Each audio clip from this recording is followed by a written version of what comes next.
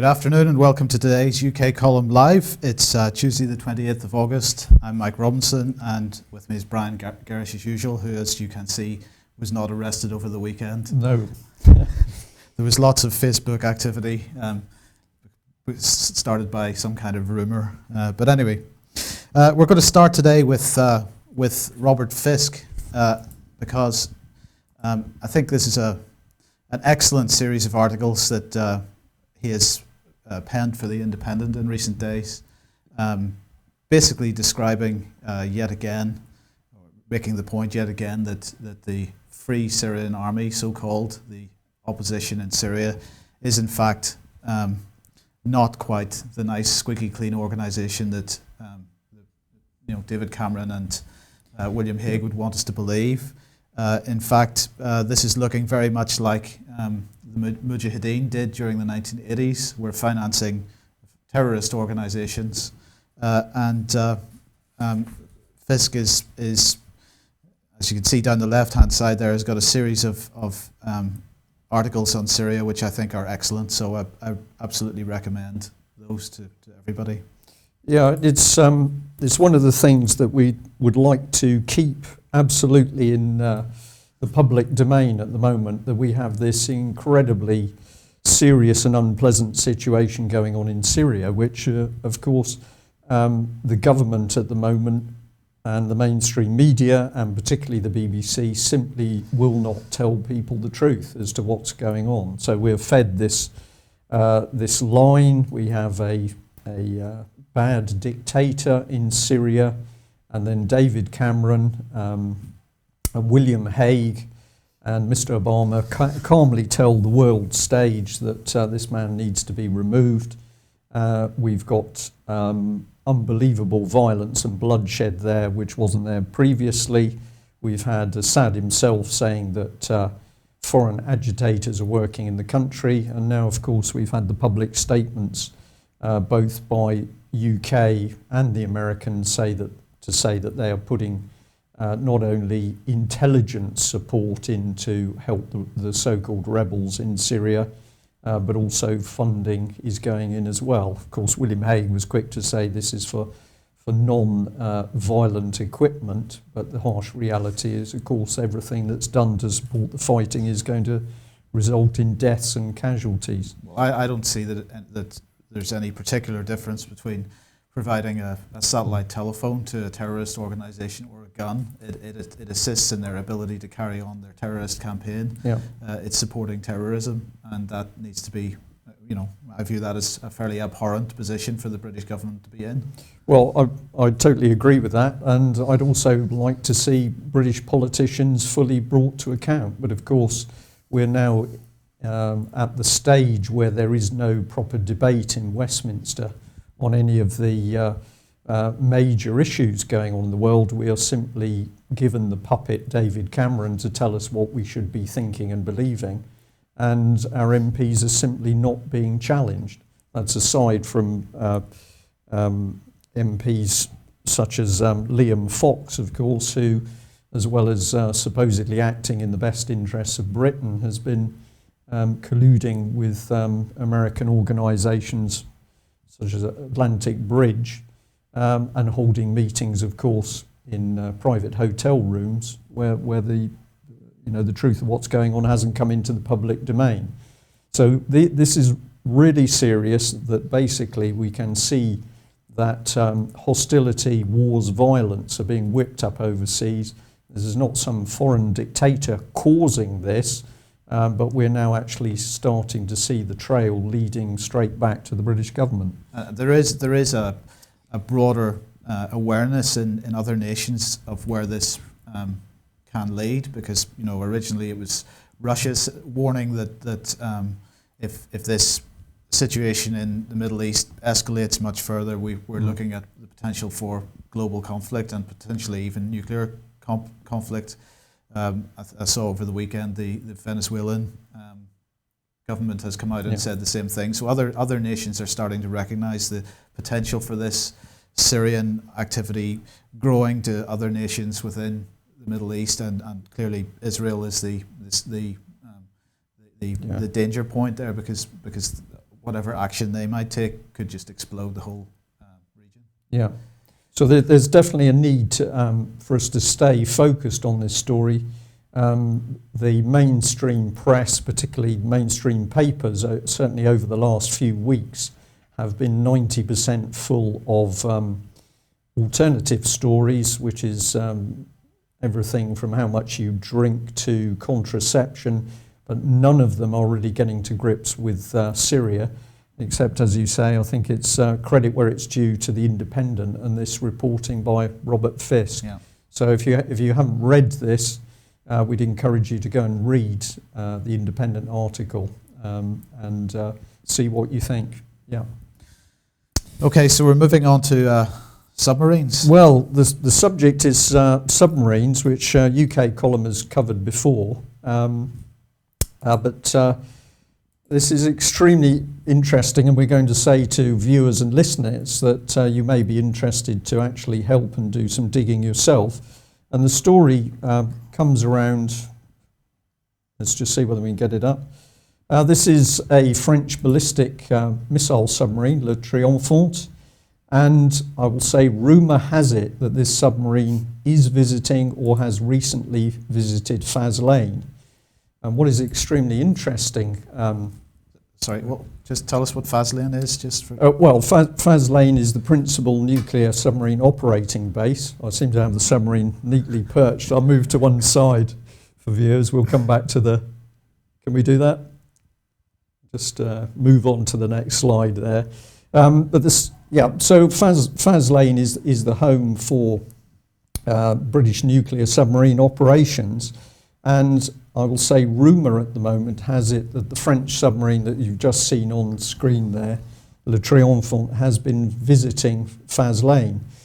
Now, if this particular submarine was a normal, what's called hunter-killer submarine, so a nuclear submarine that goes out looking for enemy submarines to track down and ultimately destroy, if it was that type of submarine class, this visit would probably be quite normal. But what we have been told is that Le Triomphant is the submarine in question. And this means that we have the situation where a foreign national ballistic missile nuclear submarine has come not only into British waters, but has come into Faslane, the home of British submarine operations. So the UK column this morning decided to check the story out. We called the Ministry of Defence media team to ask them whether it was true. And a young press officer in London would only say to us that the Ministry of Defence did not comment on nuclear submarine operations.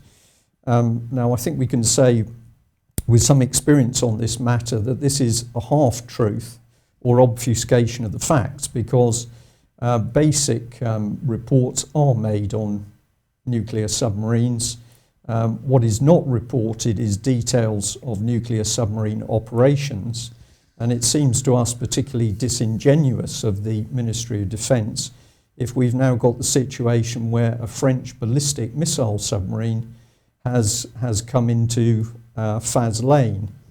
And one has to ask why the Ministry of Defence should be so sensitive and so secretive about this information.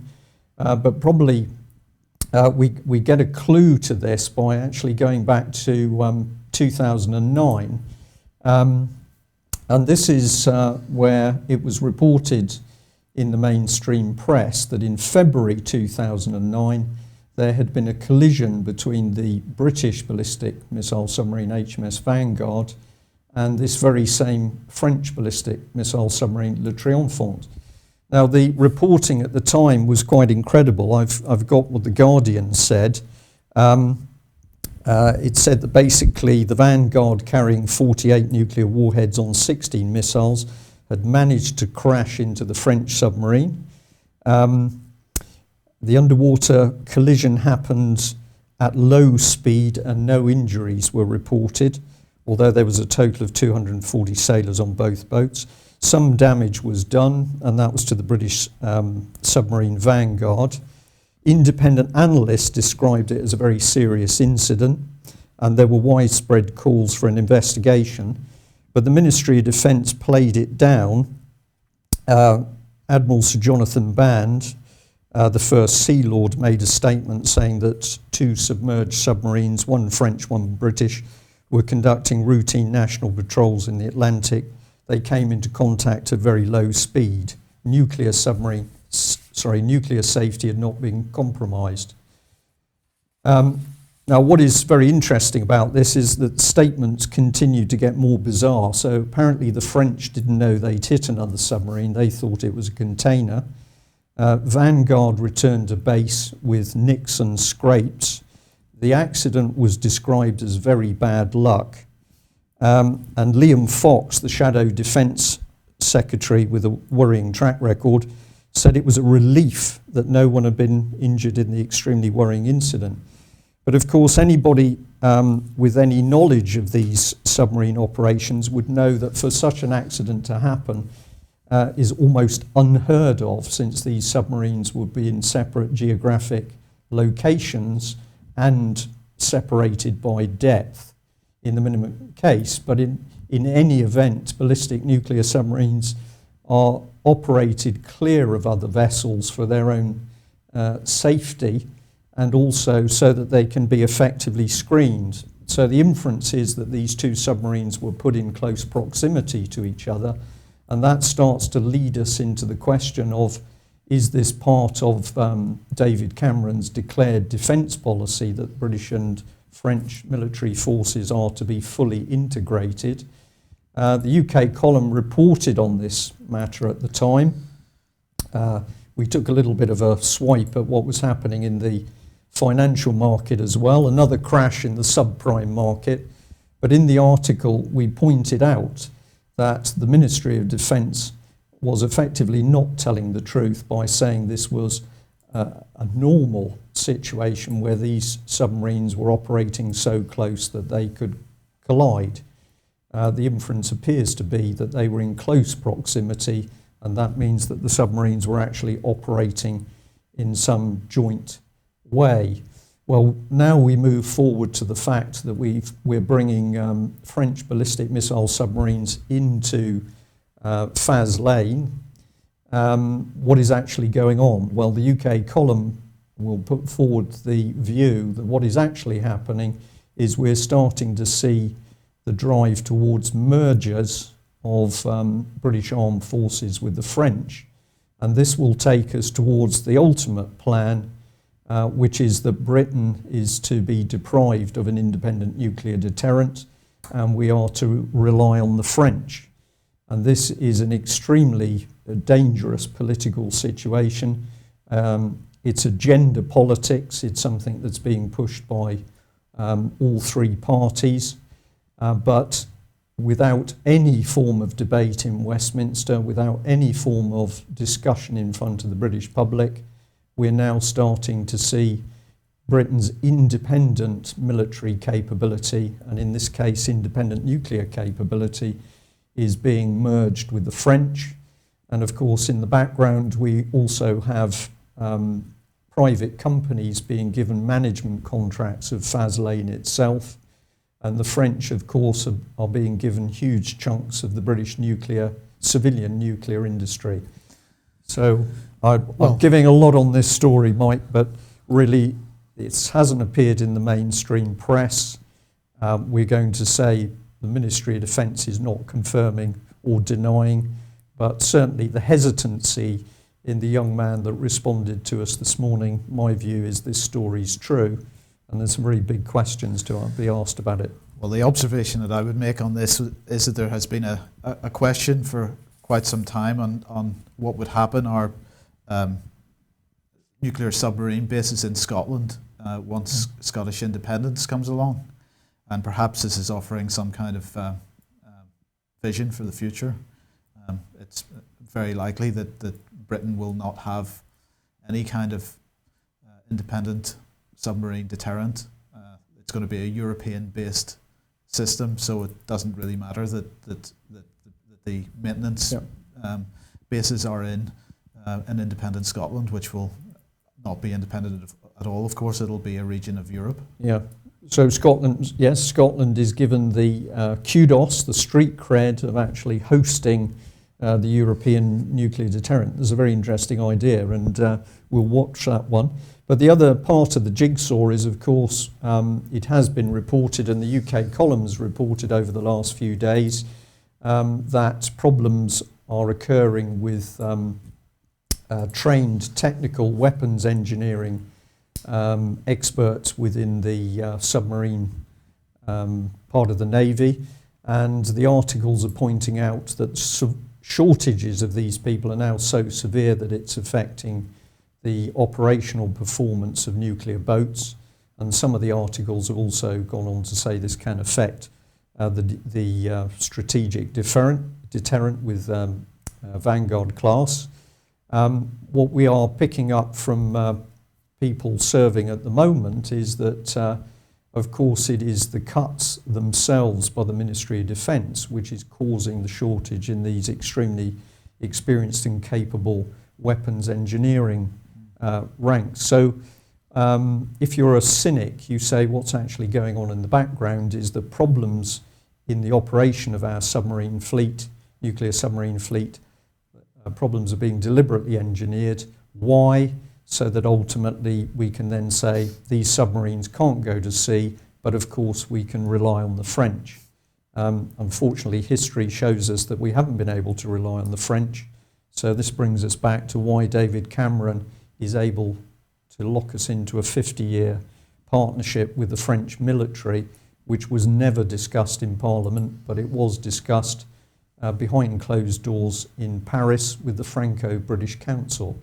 And viewers can check up on the UK column reports on that. Where have we got to? Okay, so moving on to this Daily Mail article on food bills. I mean, we've been discussing this for quite a number of weeks now, so it's good to see it finally appearing in the mainstream media. The Mail usually catches up with the UK column, but it's taken them quite a while for them to do it over this story. But it's obvious that the alternative media, and of course that's not just the UK column, but basically the alternative media, I think, is starting to force the hand of the mainstream media. So anyway, to reiterate what's going on, food prices are going to rise. It's already happening on the markets. It is going to have an impact on what we see in the supermarkets. My advice is no need for panic buying by any means, but just start building up a stock because there's no point paying extra later on. Yeah, pay for it now while it's relatively cheap. But certainly anything which is wheat and corn based is pasta, rice as well are going to be in particular scarcity, and I think that that's where we're going to see the major increases in prices. Yeah, which of course, with a monopoly over food in UK by a small number of supermarkets, we're going to see Morrison's and Tesco's and Sainsbury's rubbing their hands. Well, there's two main issues, of course. The four main supermarket chains are running a cartel, I believe. They're not really in competition with each other, and when we see their advertising on TV explaining how their basket of goods is cheaper than another basket of goods, well, this is really a bit of a scam. They're only part of the picture. It's the big financial conglomerates like Cargill, these big food trading huge conglomerates that are the real problem, plus the smaller hedge fund speculators that are speculating in food prices. And I think last week we reported it on a story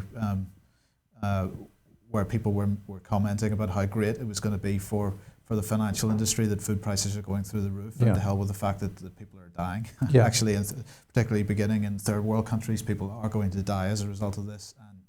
And so for anybody to say that profit comes first in these circumstances is pretty unpleasant. But in the meantime, Britain's got to prepare for an increase, hard times ahead. Yeah, absolutely. And of course, the other thing we can say is that people want to know what to do about this, apart from basic and sensible precautions of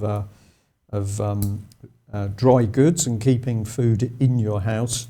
The other thing that we've got to do is absolutely to start to support British farmers, which of course is an area which successive governments in their common agenda politics have worked so very hard to destroy the heart of British farming. So we're seeing these problems overseas. We should be concentrating on looking after ourselves at home. Yeah. Right. So next of all, Oh, sorry, this one's just going to scan through. So can we move on? Yeah. It's not going to go. Okay. It's technology as usual, doing its thing. Okay. So here we are. Right. So basically, I wanted to pick on this article because it, to me, looks like what they're doing is covering up for, at least attempting to cover up for Harry a bit in this. It's not really very pleasant that our police officers are behaving like that in a public place where there are people of all ages, and so I didn't particularly like that photograph. But that looks like they're attempting to imply that it's not so serious what Harry did. I'm not going to go into any more detail about Harry particularly, but what I wanted to talk about just briefly was the whole issue of privacy when you're in some kind of public office, and particularly beginning with the Max Mosley case. We've had this pressure on. It's part of Leveson as well. This pressure on that if you're in public office, you're entitled to a private life. Yeah. And I'm afraid I disagree with that 100%. I mean, we have cases from history that explain why we should disagree with that. One is this case, and maybe you can say a bit more about this, but this is the Profumo affair. Yeah, well, of course, the Profumo affair rocked society back in its day, in the 60s.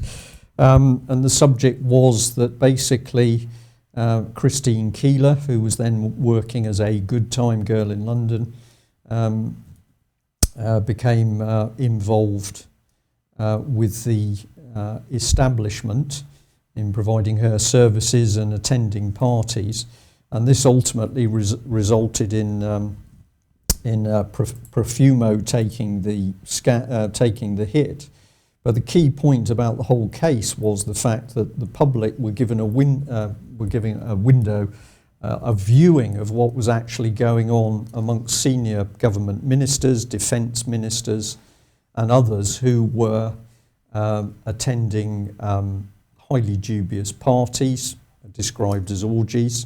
Their behaviour was clearly not commensurate with people in positions of power and authority, but also the key thing in those days was that this immediately opened them up to blackmail. And so participation in any form of wrongdoing, whether it was drugs or prostitutes or orgies or photographs of a sexual nature, was automatically opening these people up to the ability that they could be blackmailed by others. And but in this case, it was that Christine Keeler was looking after Mr. Profumo himself, but was also looking after the Russian attaché. Yeah. So there was a potential of information passing from one to the other. That's absolutely correct. And if viewers would like to understand more about this, and not looking at it in a frivolous way, but looking at it as a very serious matter, Christine Keeler's book, The Truth at Last, is extremely interesting in the way that it starts to show the incredible double standards of the British establishment, and the fact that people who were holding themselves up to be pillars of standards and morality were actually up to everything that they were busy criticising people for. And what it seems that is happening now is we've got a repeat of this, except that now the way to get round the problem is actually to try and gag the media so that the story doesn't come out. So I think this is a very relevant relevant story. So the next thing that I just wanted to just change the subject slightly, because what I wanted to talk about here was Bilderberg, and particularly Rory Stewart. Rory Stewart is Cumbrian Member of Parliament, Conservative Member of Parliament, and the reason that I'm focusing on him is because he is also attempting to use the right to a private life to hide his activities at last year's Bilderberg Group meeting. So when members of his constituency were asking him what he did at the Bilderberg meeting, he refuses to answer because he says that he is entitled to a private life and that he attended the Bilderberg meeting in a private capacity. Now, we know what the Bilderberg Group meeting is. It's a group of global elitists who get together once a year to discuss policy and so on. It's held under Chatham House rules, so we can't know what goes on within that meeting. And we have members of our government, including Kenneth Clark, who's on the steering committee. We also have the likes of Marcus Agius on the steering committee, who, as we know, is on the board of the BBC. Yeah.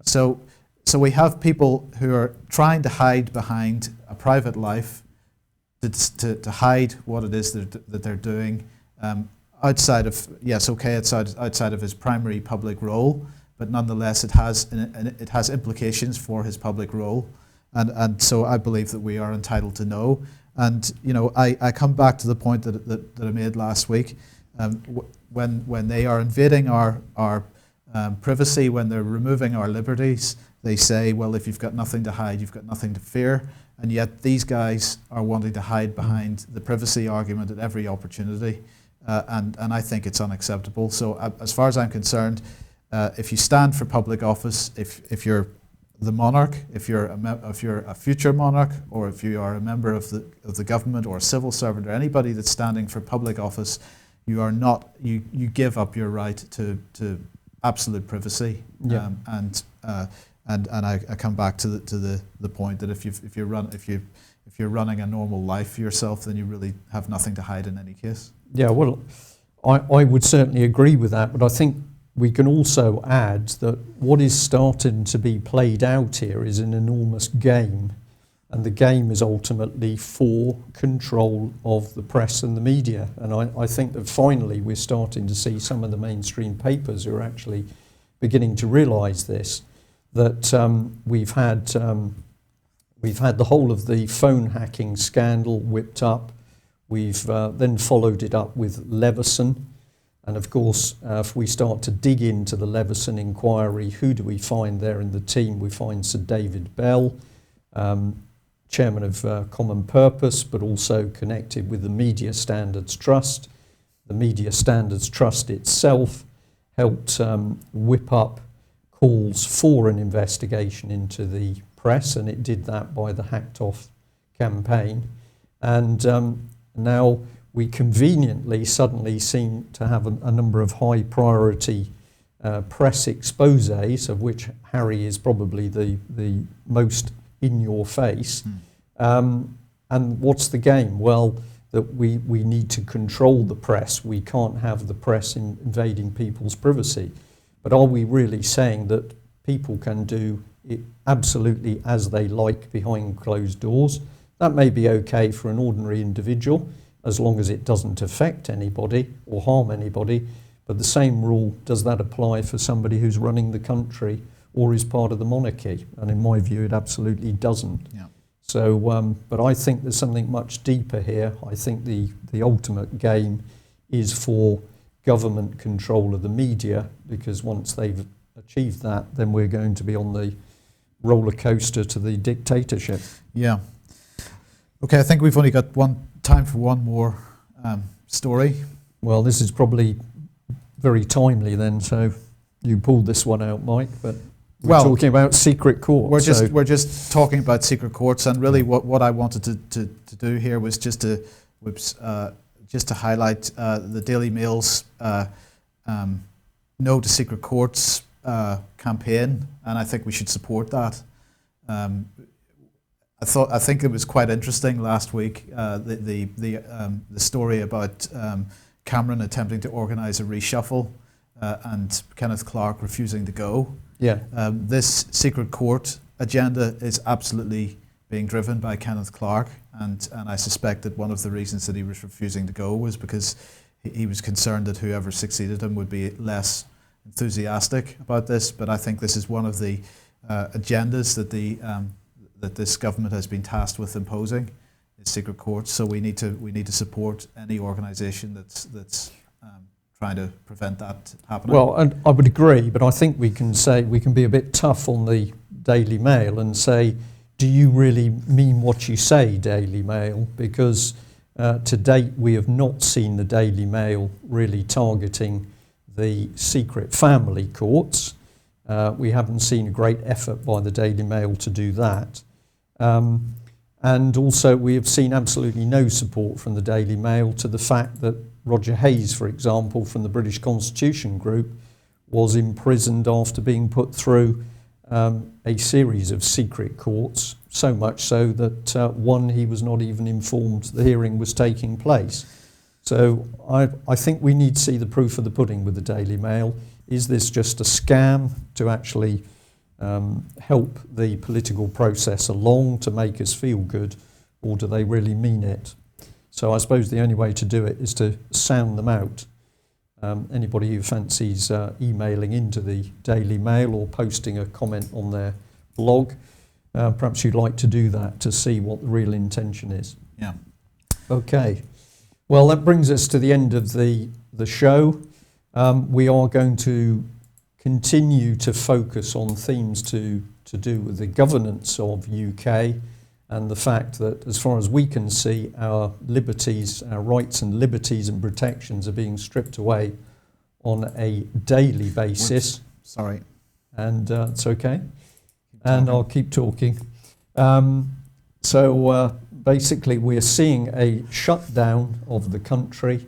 If you want to understand where it's really heading, look at material concerning the big society and simply start to say to yourself the big society is effectively a communist-style dictatorship, a communitarian style dictatorship, if you want to be really precise. Yeah.